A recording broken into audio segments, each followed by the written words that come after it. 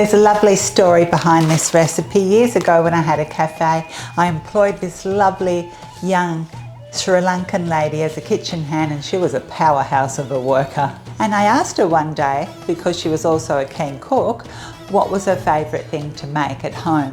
And a few days later she presented me with a written recipe that she'd painstakingly written out because English was her second language. And I made it and it was so yum, and this is how it goes. So the recipe I was given uses chicken bone-in pieces with the skin on. However, I've simplified this recipe a little bit and I'm using chicken thighs. So I've just got 750 grams of boneless chicken thighs here, and I'm just cutting them into fairly large pieces. Like there's the thigh, so probably about 4 pieces I'll get out of that. But I'll leave the handwritten recipe on the website in case you want to follow it exactly and use bone-in chicken pieces. And I sometimes do that, but it's a little bit more back and forth. And honestly, the chicken thighs are just as delicious. And once that's done, I just set the chicken aside. Now the recipe calls for 1 red chilli and 2 green chilies chopped. And these are like on the milder side for chilies. I find the bigger the chilies, generally the less spicy they are. But what I like to do is take the seeds out. And that way it sort of makes this curry like a mild dish sort of curry. So the recipe calls for a piece of pandan leaf, and I live in the country and my special supermarket in town did not sell them.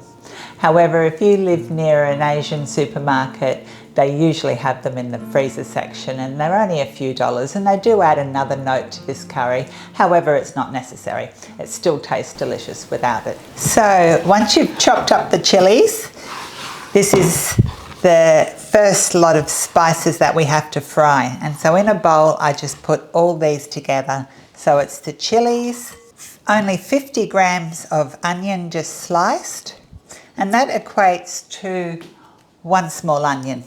2 cloves of garlic chopped. Now if you've got the pandan leaf, this is the time to add it as well. 1 teaspoon of curry powder. Now this is Sri Lankan roasted curry powder, and this is the curry powder that gives it its distinct flavour. I got this online and it only cost like $3, plus postage cost about $7, but it really makes a difference. I've tried to make this curry with just regular curry powder and it's not the same. So 1 teaspoon of curry powder goes into this, and that's a ½ a teaspoon measurement. 1 teaspoon of lemon juice, a few curry leaves, and these add a really lovely flavour. They're very mild, so I just add a small handful of curry leaves. Just a pinch of ground mustard, so just between your thumb and forefinger, just a pinch of mustard. 1 teaspoon of black pepper and a good teaspoon of salt. I'll combine that all together and set that aside for a moment. And then into a mortar and pestle, you'll need a bit of fresh turmeric, like a thumb-sized knob of fresh turmeric. And what I find is easier if you just use a peeler. If you can't get fresh turmeric, you can substitute it for like a ½ a teaspoon of dried turmeric. And all I do is chop it up roughly and put it in the bowl of the mortar and pestle. And then I add a ½ a teaspoon of yellow mustard seeds, and I just crush them together and make a paste. Just like that. And I'll set that aside. I forgot 1 ingredient to throw into the marinade, and it's just 1 cinnamon quill. And I'm going to fry that for a few minutes until it's fragrant.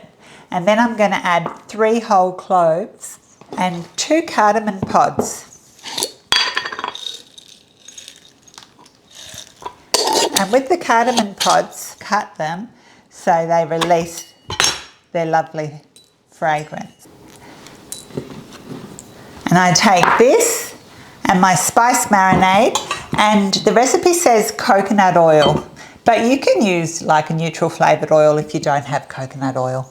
put a large pan over the heat, sort of like a moderate heat, and I wait for it to heat up for a couple of minutes. So once there's a little bit of heat in the pan, I add about 2 tablespoons of coconut oil, and I throw in the spice mix. And I just cook that for a couple of minutes until the onions have gone a little bit softer and I can smell all those beautiful spices.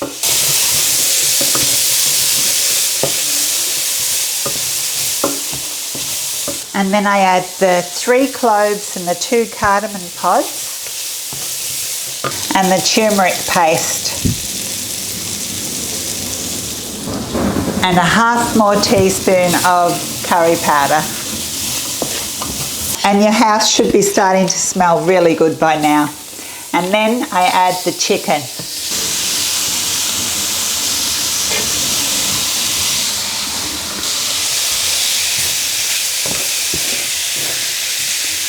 And coat the chicken in all of that spice mixture.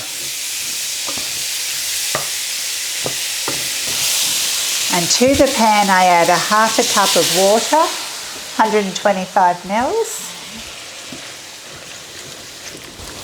and 1 teaspoon of vinegar, just white vinegar. And I put the lid on and I simmer that gently for about 30 minutes, and I'll check it after 15 minutes to see how it's going. And in the meantime I'll cook some lovely jasmine rice. And after 15 minutes I just remove the lid, and it's got a lot of liquid there, so I'm just going to let it reduce for another 15 minutes until some of that liquid has evaporated away.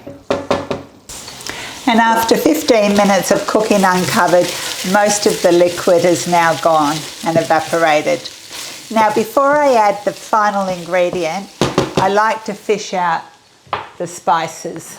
And I can't find the cloves, but that doesn't matter. I'm sure we'll find them when we eat them. And the final ingredient is 1 cup of coconut cream. And this will deglaze the pan and pick up any of that fond on the bottom. And you don't want to cook this for too long now. Just a minute or 2 until all that fond's picked up from the bottom of the pan. And basically once it comes back to the boil, it's ready to serve. So I've just cooked some lovely jasmine rice. And you know, this is quite a rich curry, so a lot of rice. A bit of chicken curry, Ceylon chicken curry. And if you like chilies, just a few chilies to garnish. And also just a few fried curry leaves, which I've just fried in a little bit of coconut oil. And there you have it. That's Ceylon chicken curry, and it's really yummy. And if you want to use chicken pieces, what I do is I fry and brown the chicken pieces first, and then fry my spices, add the chicken to the spices, a half a cup of water, put the lid on and continue as per the recipe for chicken thigh fillets. But what I'll do is I'll leave both variations in the recipe on the website. Thank you so much for watching. I hope you enjoy this one. It's got a few extra ingredients, but it really does come together pretty quickly. Hopefully I'll see you again soon.